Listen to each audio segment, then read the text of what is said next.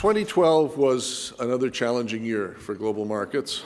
Continuing turmoil in the Middle East, wars in Afghanistan, on the Horn of Africa and in North Africa, rising tensions with Iran, each contributed to unsettled markets, especially in oil and gas and commodities. The U.S. economy stumbled towards the first of several fiscal cliffs. The Europeans struggled to keep several nations from stumbling into the fiscal abyss. Canada's traditional commodity strengths saw emerging threats on several fronts, with weakening Chinese demand for non-food commodities, India freezing potash imports, and the U.S. fracking explosion widening the oil price gap for Canadian products there. The U.S. may have avoided their own fiscal cliff this week, but others will emerge over the horizon almost every month for the remainder of this year. Canada has weathered the Great Recession and the wobbles since with great skill and good fortune. Some experts say 2013, however, may be the most challenging year for us since the Great Crash. Others are more bullish. We'll hear more from our experts today.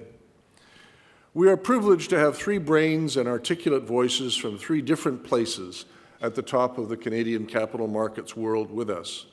Avery, David, and Tom are truly leaders in their spheres, with incontestable track records of success in forecasting, investing, and mining.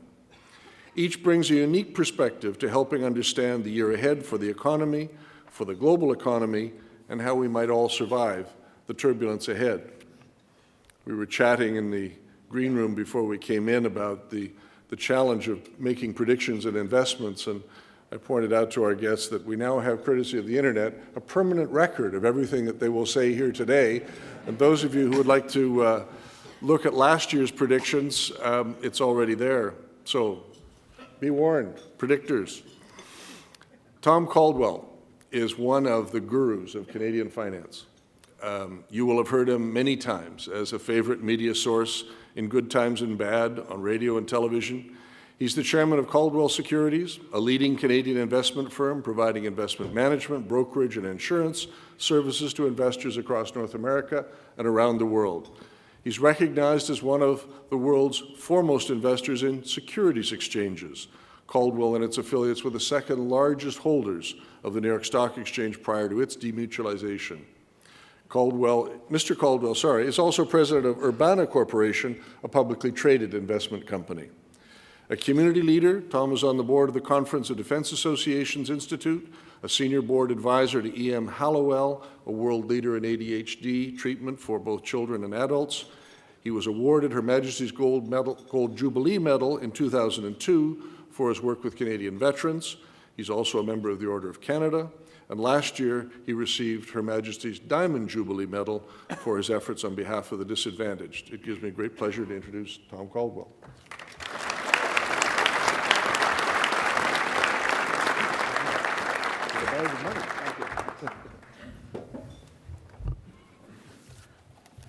I'm enjoying this right up until now. I'm going to throw you a little bit of a curve this year. I figured I had this audience and I had an obligation, something I really felt strongly about, and it's a trend. And you see, the object of every investment manager is to identify a trend, work with it. The trend I plan to discuss is one we have to work against, because I consider it to be an existential threat to Canadian capital markets. I also believe this may be the most important and possibly the most dangerous talk I'm ever going to give. My concern is I don't communicate it effectively in the 4 hours allotted me, or that my talk just be relegated to a cry in the wilderness.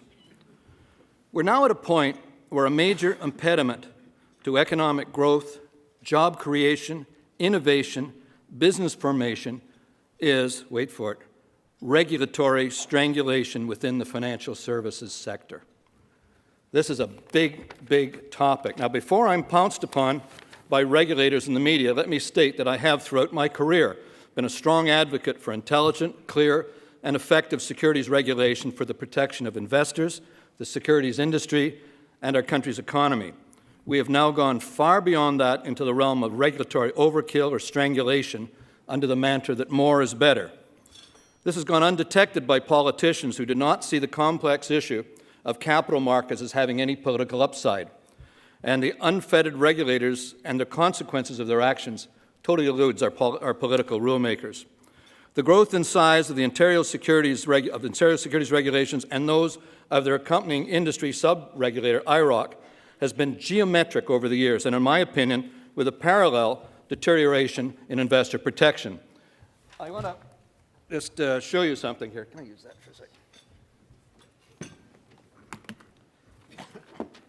This is the Ontario Securities Act of approximately 20 years ago.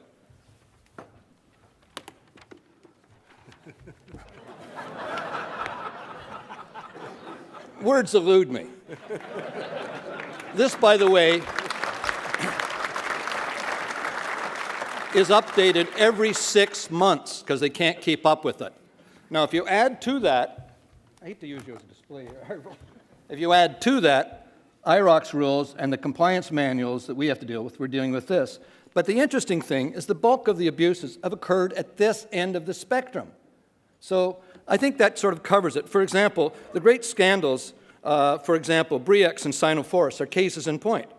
You know, basically Sino-Forest was just Bre-X and drag. There must be a better way of saying that. You know, auditors clearly have a responsibility to this, but Sino, with its identical modus operandi, should have been spotted by regulators day one. Despite large missed scandals and slow follow-up when spotted, regulators seeking to expand their mandates and staff insist on focusing on the retail investor and stacking up more and more obligations on the financial services sector, particularly independent brokers and advisors. Small investors are now too risky and too costly to serve by independents, who generally provide more personalized service and broader advice. Thus, retail investors find themselves moving into the wholesale products of the larger bank-controlled firms in our industry. Now, let me assist regulators here. Let me inform them that the retail investor is long gone from the investment scene. They only return with their lawyers for an easy touch and long-ago losses. Yes, there are some legitimate claims, but this is now a growth industry, spurred by both the media and regulators alike. For the record, if exchanges stripped away high-frequency trading, which, by the way, is a practice indirectly encouraged and abetted by regulators, the volume of trade by individuals would be a minuscule fraction of what it used to be, of historical numbers. Further, our regulators sponsor with our fees and government funds their own lobby group, which, for example, recently published a report, or should I say a reprint of a newspaper article, effectively stating that investment advice was more or less worth nothing. Anyone opposing their lobby group, FAIR, is branded as unfair. And it's like the fire department hiring somebody to run up and down the streets yelling fire so you can get bigger fire engines and bigger budgets.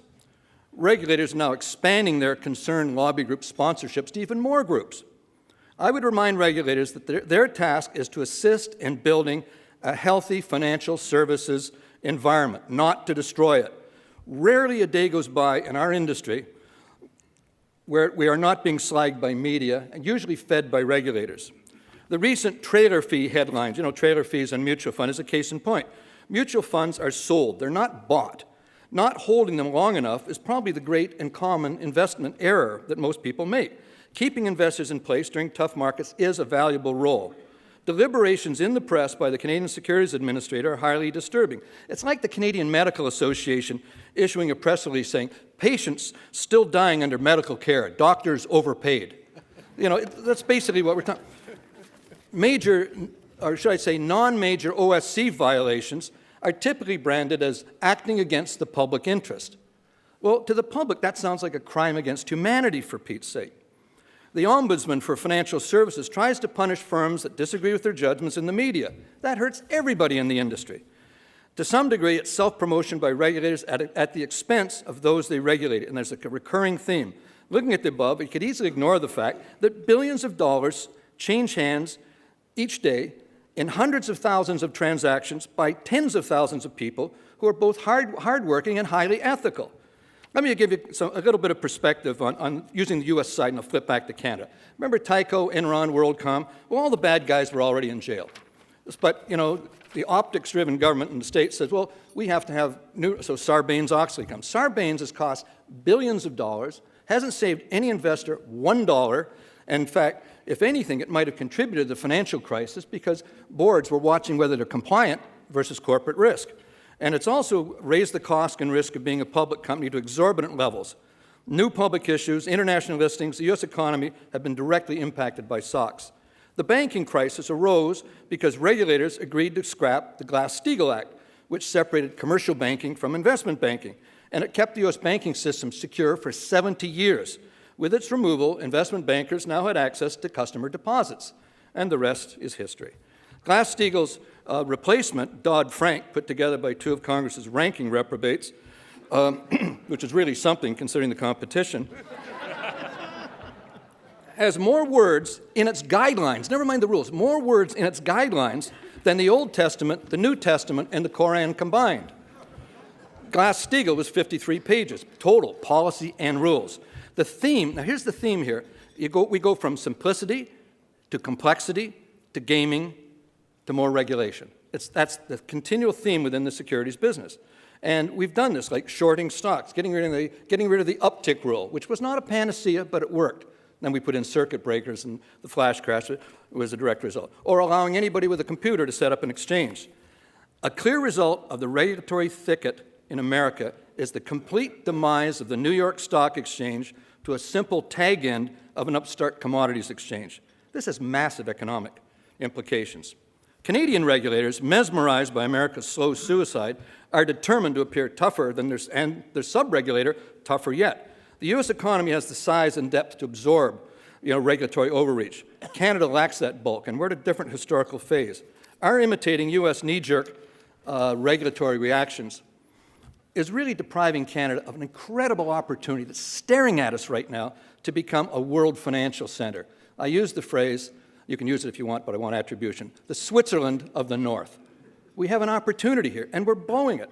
Securities regulation should be simple and clear to effectively police and comply with, and that's far from the case now. One compliance officer recently said to me, I need roller skates just to keep up. Compliance now represents between 30 to 50% of the administration cost of independent investment firms. This is not sustainable, and regulators have lost all sense or concern of the costs and consequences of their actions. Now, the immediate consequences of unchecked regulatory competition to be the toughest and most restrictive in Canada is couple-fold. Number one, investors are being deprived of investment choices, both in terms of products and service providers. Although our banks are also suffering from regulatory overkill, they have the size and diversity of their business models to be able to sustain this. Independent firms do not. They're dying. Entrepreneurs and innovators are being starved for funding to try new things. Banks fulfill a key role in our economy, but backing new or small enterprises with equity investment is not one of them. Apple, Intel, Microsoft, need I say RIM, plus hundreds more, including our large resource companies, might never have gone off the ground in our current regulatory environment. Remember, smaller, independent brokers finance new enterprises. Kill the former, and the latter dies or goes someplace else. 3, misfocus, not knowing what is important on the part of regulators, has allowed and indeed encouraged an overly complex financial market to develop. Multiple exchanges, for example, dark pools, green pools, whatever, along with the replacement of real investment by gaming between exchange venues on the basis of fee discrepancies. Now, I know this is technical, but they have what they call take-or-payer model. So the high-frequency trading now accounts, and it comes from this multiplicity of exchanges, accounts for a significant portion of all equity trading in Canada and America. Let me give you a point here. You're not an investor if your holding period for a security is a fraction of a second. Okay? Simple stuff. But regulators, conned by the gamesters, continually parrot the line, it adds to liquidity, cuts costs, balderdash, or whatever word you want to plug in. In addition, the folks with faster computers or better program are continually jumping in front of you in the line. Try that in the grocery store. 4, can I have a glass of water down there? 4, the destruction of open and visible, trading markets. At least I'm not frothing at the mouth. Yeah. That comes later. Stick around for that. The destruction of open and visible trading markets, as sanctioned and encouraged by regulators, has now undercut the basis of all investment and trading. That is, the accurate determination of the price at which a trade should take place, or price discovery. It's now too easy to fix prices. Individual investors, many, see the game as rigged now against them, and they're opting for other choices. commodities, condos, land, etc. Five, companies seeking financing are now avoiding public markets wherever possible. They're currently seeking funding in the private equity world, which is a monster-growing place, or in the case of the US, the UK, and Australia, crowd financing. That's where you go on the internet and raise money that way. So it's splitting both ways. So anything to avoid the regulatory costs and threats of public markets. And a good illustration of this is the cost of a prospectus. Prospectus is overkill. It only protects the lifestyle of the people who write it. No one else reads them.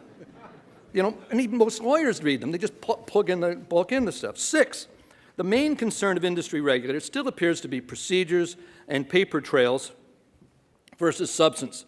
The primary focus seems to be along the lines of how up-to-date is your new account form. One firm was recently fined for doing the right thing but not having a written procedure for doing the right thing. Regulators will be contacting individual investors to check in a firm's documentation, assuring those investors there's nothing amiss at their advisor firm. That will not be the client reaction. It's not going to happen that way. The new client relationship model will completely overkill and is similar to holding a car salesman responsible for all future breakdowns or accidents. This should keep brokers fully focused on the paper trail. With every crisis, the regulatory strangulation is accelerated, whether relevant or not to the individual securities registrant. As Oscar Wilde said, the bureaucracy has to expand to meet the needs of an expanding bureaucracy. I've muffed that up anyway. A few solutions. It's no sense criticizing. Here's a couple of solutions. Number 1, take the Ontario Securities Act and start by cutting in half to the point of reality and addressing what's important. Remove redundant, dated, unnecessary regulations and go back to principles and goals. Stop funding lobby groups whose sole role is to slag the investment industry and aggrandize regulators. 2, regulate the regulators at all levels. A mechanism must be established to curtail regulatory abuse, other than appealing to the regulator itself, whose only interest is building on what already exists, despite the cost of their actions and inaction.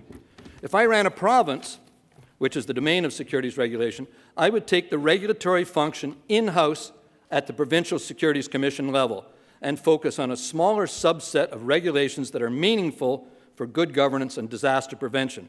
This step is particularly important to provinces other than Ontario, as, in my opinion, a national industry sub-regulator using a one-size-fits-all can be regionally destructive to your province. And that's something that nobody seems, and this, by the way, comes from a guy who was in favor of a national securities regulator, but I'll come to this. I believe farming out regulations to sub-regulators has removed broader capital market accountability. Self-funding of regulators has led to self-aggrandizement. And as I say, I was an advocate of a national securities regulator, but I didn't foresee the extent to which regulators would lose sight of their overall function and simply opt for bulk or empire. Now, one of the things in these talks, this is a forecast luncheon, so I have to end with some investment recommendations. I'm going to give you 2 absolute guaranteed winners. Regulators love that, don't they? Guaranteed. You mortgage the ranch, you put all your money into this, and you're going to make some serious dough. 2 guaranteed. Number 1, guaranteed investment for you. Guaranteed. Do an IPO on any securities regulator or sub-regulator. Imagine an industry where you can fine your customers for not using your products, no matter how irrelevant. It sounds like something right out of Dilbert, doesn't it? So my second guaranteed investment, failing that, try to get legal firms specializing in securities laws to issue public shares. Most of them spend their time on compliance versus deals now anyway. Remember, regulators are the only people on the face of the earth who believe hiring more lawyers will solve a problem.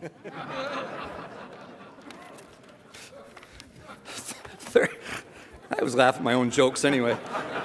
I don't know, you're having a good time, I am. But finally, now this is in the non-guaranteed category. Non-guaranteed, where's my disclaimer? It's in here someplace. Non-guaranteed would be Canada's major banks, because their massive dominance, that is 80% of the Canadian investment industry, will become total, that is 100%, as a result of regulatory strangulation of all of their independent competitors. Has anybody noticed any independent trust companies recently? Any independent auto leasing companies? How about mortgage insurance companies? They don't build industries, they kill them. The bottom line, at present, there is no effective check on securities industry regulators. They have become destructive forces impacting the public, the securities industry, and the economy as a whole. My message, the regulators themselves need to be regulated. Thanks.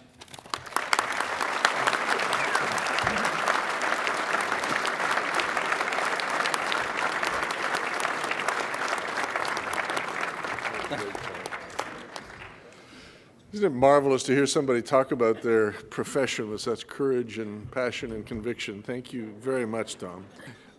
It's rare to hear someone talk with that level of determination and passion. David Harquail, our next speaker, however, brings a similar kind of passion to his work in the mining industry. Mr. Harquail has been a player in the industry for a very long time and played a significant role in bringing the standards of that industry to a world-class level that has made Canada one of the leading mining jurisdictions in the world. He is the president and CEO of Franco-Nevada, one of Canada's leading mining pioneers. David led Franco-Nevada's TSX IPO 5 years ago, and he's guided the firm to success upon success ever since. He was previously a senior executive at Newmont Mining and at the original Franco-Nevada Group. David is a true leader in Canada's resource sector. He serves in leadership roles on mining boards, in industry associations, in the community, and in the not-for-profit sector. It gives me great pleasure to introduce David Harquail.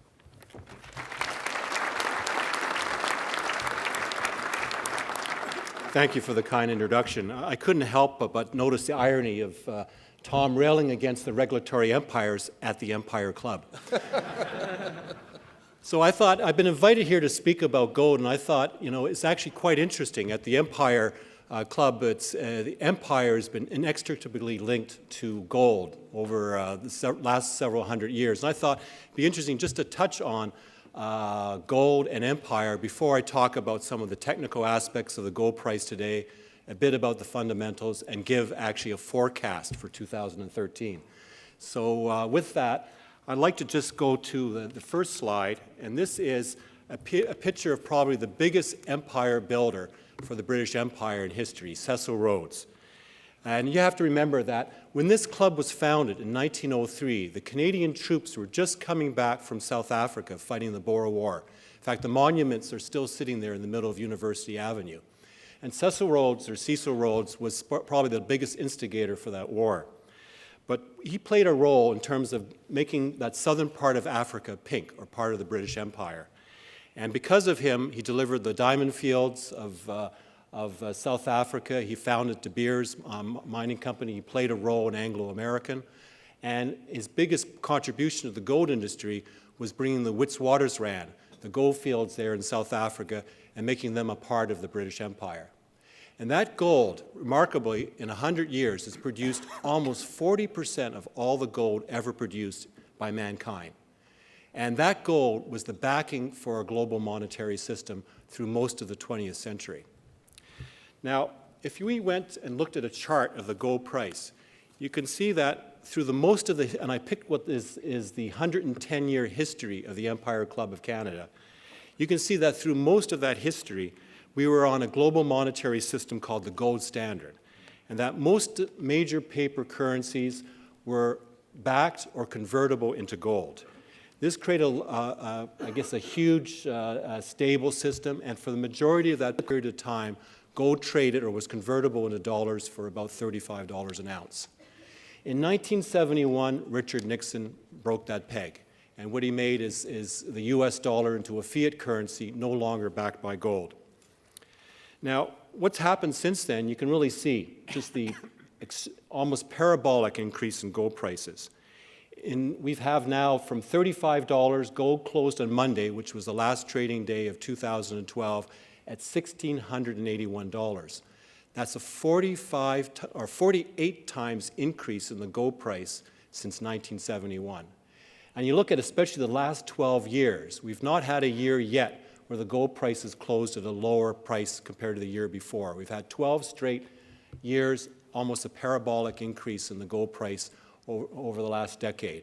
Absolutely remarkable, and it's a chart that you can't blame a lot of observers at looking at this saying, surely this is a dot-com bubble, that surely this is a parabolic curve that can't end well, that's going to end in tears.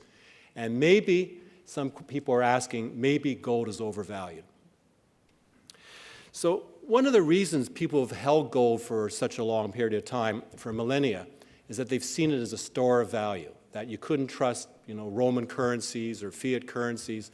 This is something that would survive those empires. And one of the troubles is trying to appreciate the value of something over a long period of time is how do you measure that value appreciation or value change? Economists do a good job of doing indexes, but over the longer term, the value of a basket of goods changes. The value of a computer or a car is different because they get more power and options. It's hard to really see the value equation. But for, I think, a day-to-day investor, there's got to be some ways of judging this. And I think this room itself is an example of something that has a lasting value. A luncheon speaker with a broad head table and a good meal, and hopefully you learn something that meal, is something that hasn't changed really in the last century. In fact, I think you could go back 75 or 80 years ago in Toronto and see almost exactly the same value equation as what you've paid for today. So what I did is I pulled out a picture, and I didn't have an Empire Club archive access, but this was something that's close to the Prospectors Association. Glenn might recognize this. This is an old picture of the Ontario Prospectors Association luncheon at the King Eddie back in 1935. And you can actually see it. They actually have a head table almost as big as this one. And I'm not sure if the speaker is as interesting, but I think the lunch looks as comparable. And the cost of this lunch was $1.25. Now, gold at that time was $35 an ounce. So if I actually was looking to pay for my lunch in gold terms in 1935, it would have, just a straight ratio, it would have taken 1/28th of an ounce to pay for my lunch, or I could have bought 28 luncheons like this. And so it's actually a not bad measure. And I think if you look at that, it's not actually much different from what we have in the room right now. Well, as I said, gold closed on Monday at $1,681 an ounce. If I divide that by 28, it comes out to $60.04. Well, I understand that's the price of a member ticket for lunch today. That an ounce of gold today will buy you still 28 Empire Club lunches, hopefully with different speakers. So to me, actually I didn't expect that outcome when I was preparing for this speech. It's so exactly dead on. And I think it's a huge illustration in very simple terms without statistician that gold actually has huge value sustaining or value maintenance capability, and that it is not overvalued. It's exactly where it should be. But yeah, and one of the things now, I think when you see that type of equation, it's not surprising that there's a lot of people that are looking for gold, because especially this period of time, the $75 or $80, was actually relatively stable times. We had no extreme deficits. We didn't have any stimulus programs. And I think now that we're in this paradigm shift of the Western world going into major stimulus type programs and monetary expansion is making a lot of investors fearful. And that's why you've been seeing a lot of more talk about gold. You've been seeing more institutional investors putting gold in their portfolio. You've seen a rapid expansion of the gold ETFs that didn't even exist till 2004, and now there's about $140 billion in 27 different gold ETFs around the world.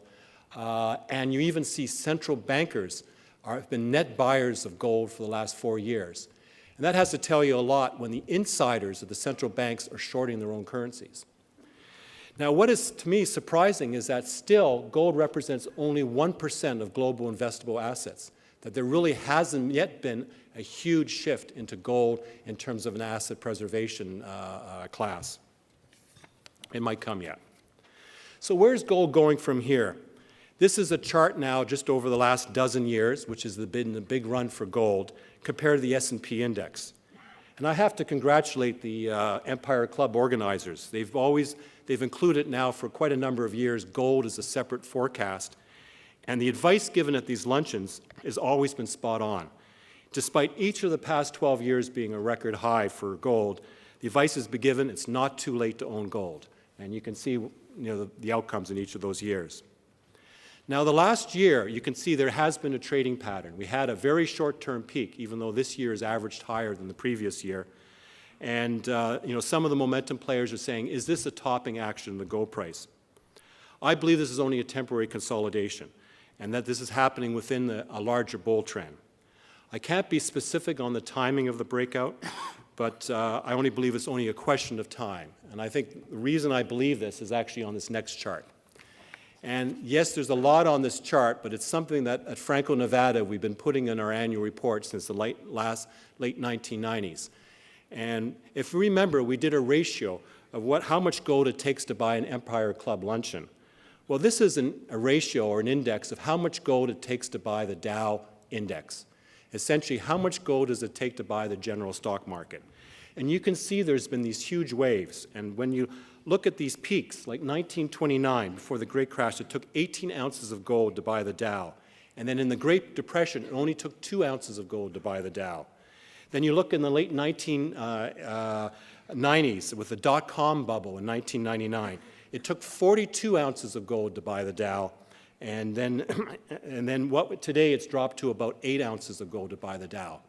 Now, as recent as the 1980s, we got down to about 1.5 ounces of gold to buy the Dow. So we're really not at any extreme relative to what we've seen in terms of the gold versus to the rest of the market in the past. And right now, you can see these are very powerful trends that if I had to do an interpretation of this chart, we're really midway through this bull trend, that we believe there's some years to go yet in terms of gold appreciating stronger than the general markets, and we have, and in terms of where the ultimate peak will be, I think there's still some substantial appreciation.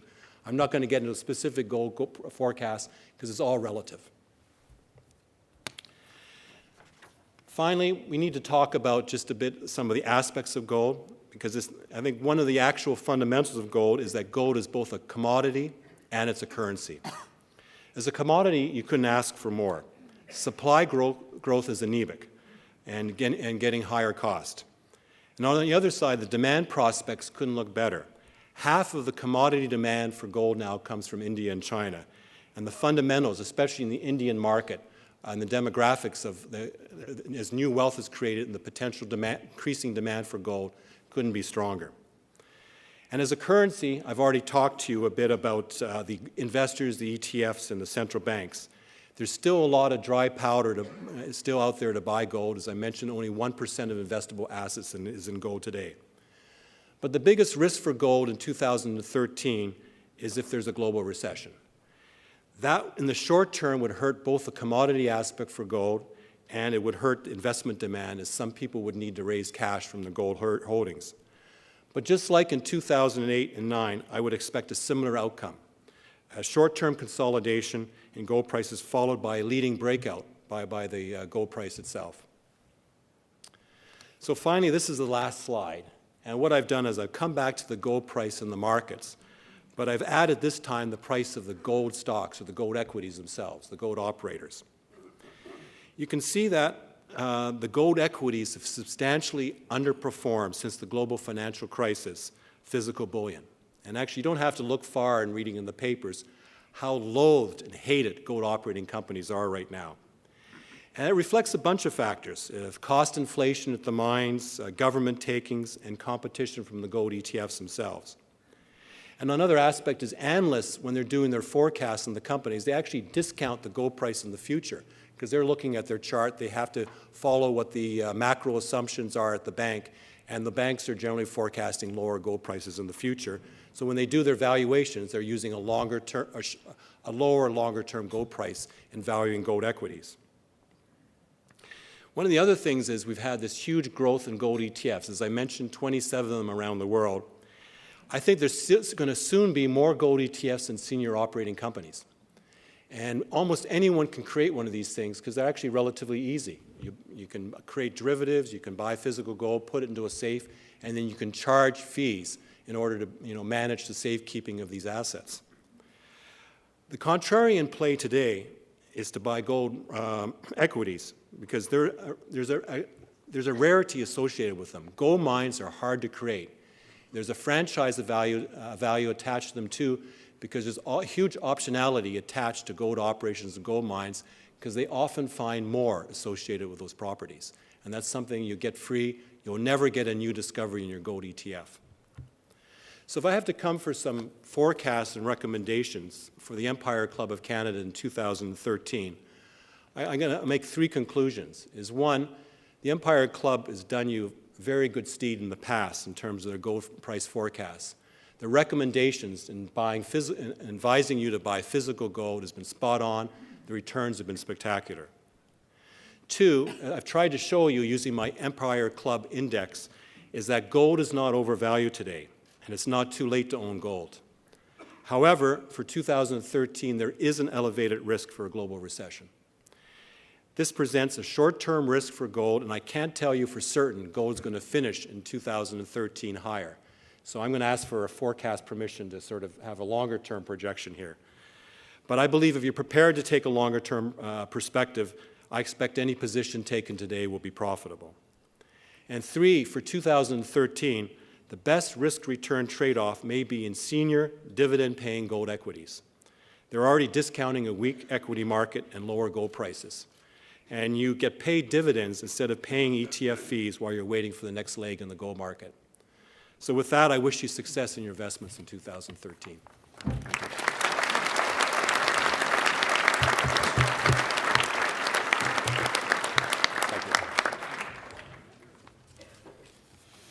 Well, I love that. The Empire Lunch Exchange. It's like the Big Mac Exchange the economists developed a few years ago.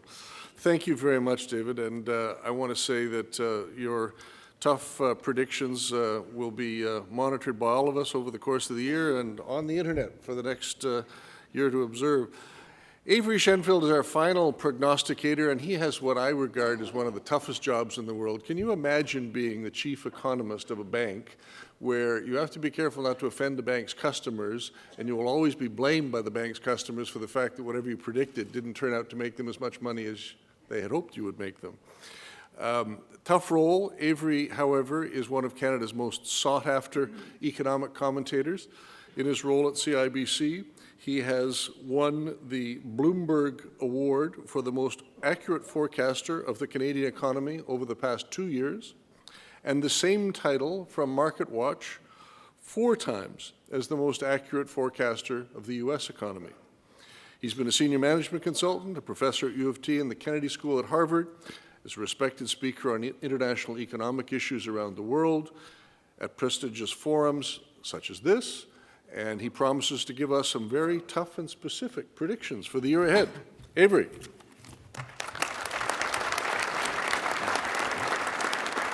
Thanks very much. You know, when I thought about speaking here today, I thought, you know, the Empire Club, we're at the Royal York Hotel, and we started with toasting the Queen. You'd almost think we're back in the British Empire. But we have actually made some progress since then. You know, we're not just sending them beaver pelts and logs, we're actually sending them central bank governors as well. So we're breeding economists here. And as an economist, you know, we actually tend to compare ourselves more to the US these days than to the UK. Canada's done a lot of self-congratulation over the past few years that the Canadian economy did manage to outperform the US during the recession and the early stage of the recovery. But I think the key word is did. Over the past year, in fact, the most recent 4 quarters of data, Canada's actually trailed the US economy by about a full percentage point.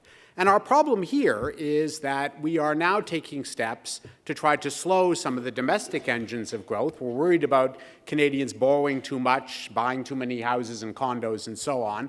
And we seem to have hit some success in actually calming some of that.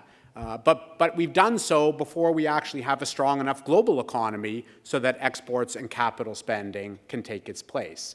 The result is that I think we're looking at another year of fairly moderate growth in Canada, potentially less than 2%, and maybe only slightly better than that in the US. And even for the global economy, it's hard to be too rosy. China's just starting to emerge from a slow patch.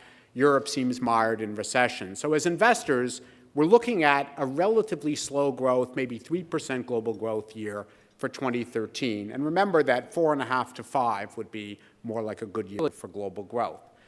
Nevertheless, Diamonds may be forever, but slow global growth I don't think is. If you're willing to look ahead to 2014, which is something that investors will be doing in the coming year, there are reasons to actually be much more optimistic. By 2014, for example, the U.S., having weathered the storm of the fiscal tightening that will hit this year, the round of tax increases and likely spending cuts that could cut U.S. growth by about 1.5% from where it would be otherwise, that initial round will not be followed up by another big round of yet more tax increases and as severe spending cuts in 2014. As a result, we're optimistic that the U.S. economy, which this year will grow at a little more than 2%, could well be in that 3 to 3.5% range come 2014. What's driving the U.S. expansion is that they, unlike Canada, are just at the leading edge of finally getting the benefit of low interest rates. There's a visible recovery underway in home building, in house prices, and those of you who have shopped for a house know that when you buy a house, whether a new or an existing one, it's not just the house you buy, that someone in your family says, well, we can't put that old couch in the new living room, so now you're buying a couch. And someone also says that maybe the cabinets need changing in that house, so now you've got a renovator. And before you know it, you've added a lot of other consumer spending to the mix.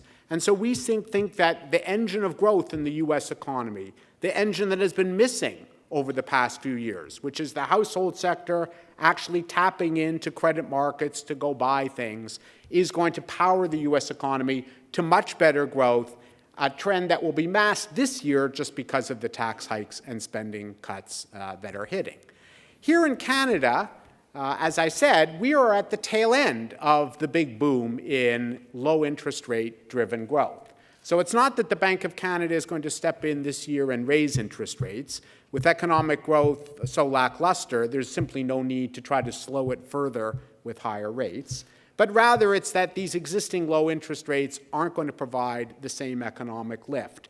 Not when we've already done so much borrowing to buy the new car, buy the new house, and so on, and when the regulators, I'll use that word, when the regulators are stepping in a little bit to cool our fire in terms of tightening the rules for mortgage insurance. Canada this year will lose a little more than 0.5% of economic growth simply from the slowdown in home building. Now, while we do expect greater output from the energy sector, the oil sector was hit by some temporary disruptions, that's really basically just a trade-off against the home building decline. The result is that, as I said, we're going to see some fairly tepid growth here in Canada. Looking abroad, there is also reason to think that 2014 could be better than 2013. By 2014, we think that China will have engineered a more rapid recovery than we will see this year. And even Europe, good old Europe, the mother country and its neighbors in the Eurozone, may finally start to grow again by 2014, because even there, the burden of fiscal restraint might gradually be lightening up enough to get at least some economic growth. For the coming year, Europe is still, I think, going to be a troubled place. They're in recession. They've managed to cool the bond market jitters that they're going to default tomorrow. We hear a lot of statements out of European leaders trying to reassure us that, that they're not all Greece. I did bring a few of them with me here today. So we had, for example, the Spanish finance minister telling us that Spain is not Greece. I guess that's good. According to The Economist magazine, Portugal is not Greece. Greece doesn't like to always be the butt of these comparisons, by the way. So the finance minister from Greece recently told us that Greece is not Ireland. To which the Irish finance minister responded that Ireland is not in Greek territory. So, they're both islands, but those are the Greek islands. We're over here in Ireland. The Secretary General of the OECD told us that neither Spain nor Portugal is Ireland. So now we're again comparing Ireland. And one of the rating agencies, if they have any credibility, recently told us that Italy is not Spain. Now remember, I started with Spain not being Greece. Now Spain is the one you don't want to be. So there's the Spanish, now Prime Minister, weighing in, saying, well, Spain is not Uganda. That's an actual quote from the Spanish Prime Minister. And you laughed the loudest at that one, and I assure you that they're not laughing in Uganda. In fact, the Uganda Minister of Foreign Affairs was quoted as saying, Uganda does not even want to be Spain. So, I don't know. So we're going to hear more ups and downs on that, more fiscal cliff worries in the U.S. and so on. So this isn't smooth sailing.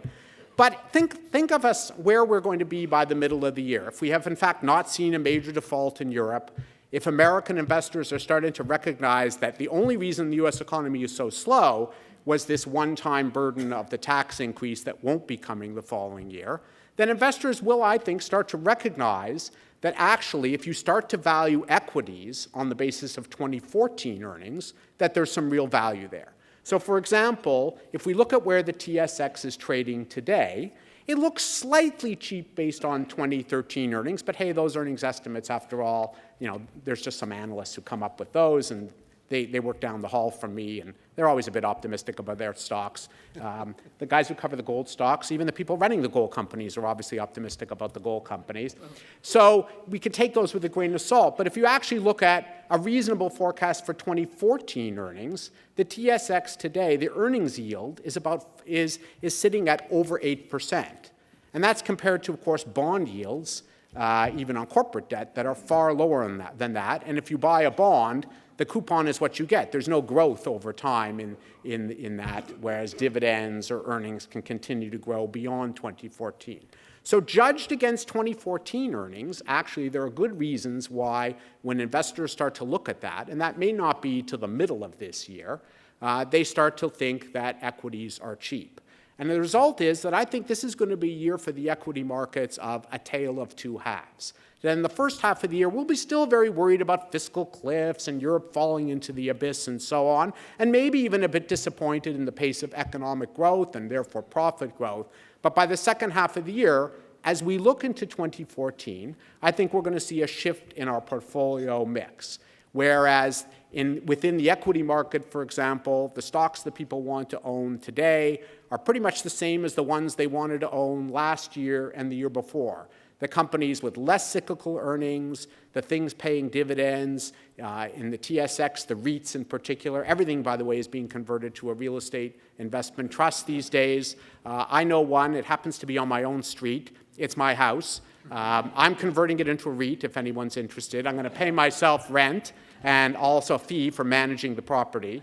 And there is development opportunity. It's the front lawn, which I can't promise you this, but I hear that Target is actually interested in it as a location. So those kind of safe assets are still the ones that are most, I think, promising for investors in the first half of the year. But by the latter half of the year, I think we'll be looking at the energy sector, the metals companies, the kind of companies where stronger global growth actually yields you the greatest payoff.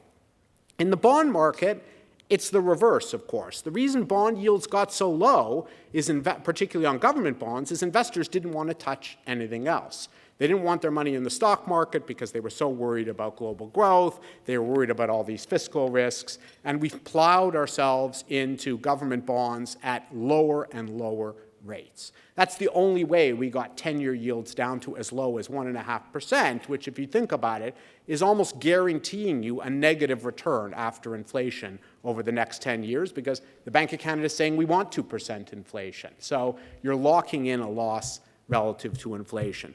That can only continue as long as investors are as worried as they have been. And again, by the middle of the year, I suspect that investors are going to be looking ahead to a better global economy come 2014 and taking their money out of those safe havens. So yes, the Federal Reserve may continue to be buying 10 and 30-year bonds, at least for the balance of this year, but the prospect that that program will come to an end come 2014 and the shift into riskier assets could easily take 10-year yields up to 2.5% or even higher in both the US and Canada. And with that sort of shift in interest rates and such a low initial coupon, bonds are going to be not the place to be if we look at 2013 as a whole, particularly sovereign bonds that don't give you the extra yield that a corporate security can have. In terms of other forecasts, where does the Canadian dollar go? It's a tug of war in both directions. The current year is not going to be, I think, a strong one for commodity prices, given weak global growth. That tends to be a negative for the Canadian dollar. But the nervousness that we still have, at least through the first half of the year, about global prospects will maintain the safe haven status and value of the AAA seal of approval that our government bonds have. And I suspect that the result will be that the Canadian dollar a year from now is sitting pretty close to where it is today, as those two forces roughly balance out. Bank of Canada, as I said, no reason for them to raise interest rates in 2013. We could see a small dose of rate hikes from whoever is the new governor of the Bank of Canada in 2014. I think Governor Schenfeld, oh no, sorry, it probably won't be me, but someone else, whoever's in the chair, will at that point have enough growth to justify a small dose of rate hikes. But we're talking about a half or 3/4 of a percentage point over the course of the year. Certainly not enough, I think, to create trouble for equities in an environment of improving global growth. So to sum up, yes, we're still unfortunately mired in relatively lackluster economic times. We still have our work cut out for us in terms of dealing with fiscal issues in Europe, getting China back into play as a major importing country. Canada still needs that strong global growth. If we're not going to get it from housing, we're going to need to get it from capital spending and exports, and that takes stronger growth. But if you're willing to look ahead to 2014, just like Leaf fans who are constantly saying, wait until next year, and hey, they're still tied for first, by the way, then I think if you're willing to wait until next year, you'll have a better year for the global economy as well. Thanks very much.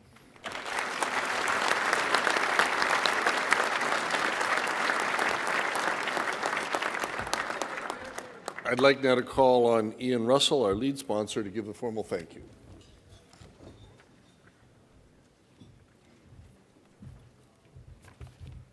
Thank you, Robin.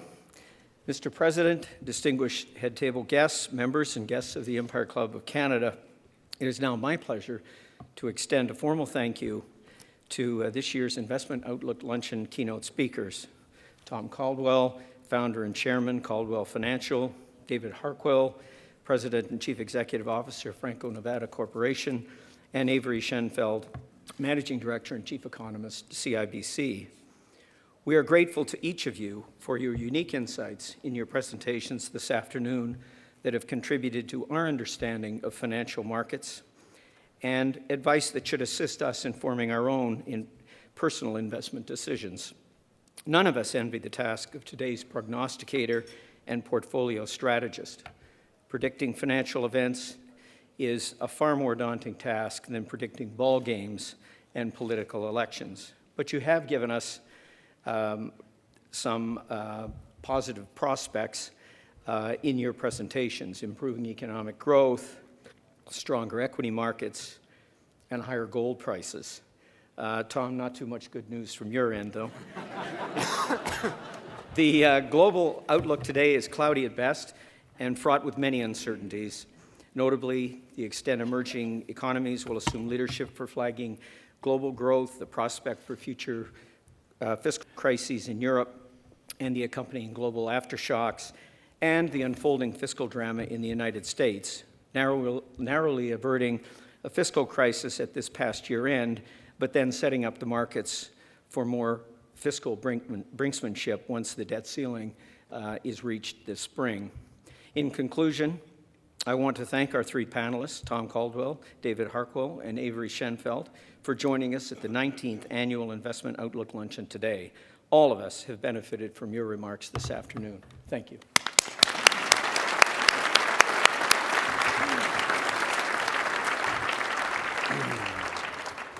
Thank you as well. Well, it's my privilege now to present to each of our speakers a copy as a token of our appreciation of Who Said That, a book of memorable quotations from 100 years of Empire Club speeches. And one day, you will all appear in these books. That's for Tom, and that's for you.